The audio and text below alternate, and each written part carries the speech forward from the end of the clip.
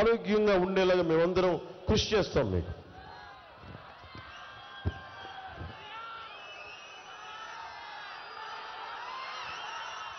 Vijayawada east మన అమ్మిశెట్టి వాసు ఉన్నారు. అతను ఎలాంటి పుట్టినరోజు జరుపుకుంటే మొత్తం విజయవాడ అంతా కదిలి చేస్తుంది. నా ముందు చాలా మర్యాదగా ఉంటాడు, దూరంగా తిరుగుతాయి నాయకుడు. భవిష్యత్తులో విజయవాడకి బలంగా ఉండే జనసేన నాయకుల్లో బలమైన వ్యక్తి. ఈస్ట్లో బాధ్యతలు అప్పగిస్తే గద్దె రామ్మోహన్ రావు గారు సిట్టింగ్ ఎమ్మెల్యే, వారి కోసం వాసు మనం ఆయనకి ఇవ్వాలి. రావు గారి కోసం విజయవాడ తూర్పు నియోజకవర్గం నుంచి గద్దె రామ్మోహన్ రావు గారు సిట్టింగ్ ఎమ్మెల్యే పోటీ చేసిన ఆయనకి అండగా నిలబడ్డాడు. అమ్మిశెట్టి వాసుకి మన విజయవాడ ప్రజలందరి తరపున, జనసేన పార్టీ తరపున నువ్వు ఇంత అండగా కూటమికి నిలబడినందుకు మనస్ఫూర్తిగా నా హృదయపూర్వక కృతజ్ఞతలు వాసు. నీకు సెంట్రల్ పోయినసారి పోటీ చేశారు 2014లో మన బోండా ఉమా గారు, వారికి నా హృదయపూర్వక నమస్కారం.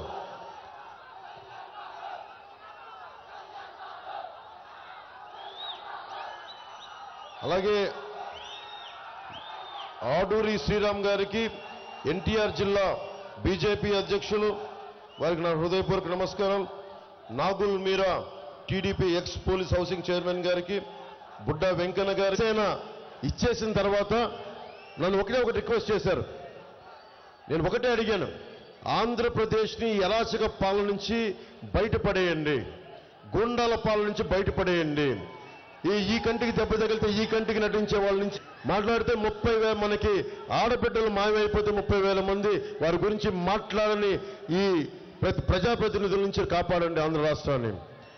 3 సంవత్సరాలు నిరంతరంగా ఆంధ్రప్రదేశ్ కష్టాలని చెప్తే కేంద్ర నాయకత్వం అందరూ కూర్చొని, పెద్దలందరూ కూర్చొని, నువ్వు చెప్పింది సబబు, మేము కూటమిలోకి వస్తున్నాం, జనసేనకి తెలుగుదేశం పార్టీకి మేము అండగా ఉంటాం, తద్వారా మేము 5 కోట్ల మంది ప్రజలకి మేము అండగా ఉంటామని నాకు పెద్దలందరూ చెప్తే, ఈరోజు నేను మీకు ముందు చెప్పినప్పుడు ఎవరు నమ్మలా.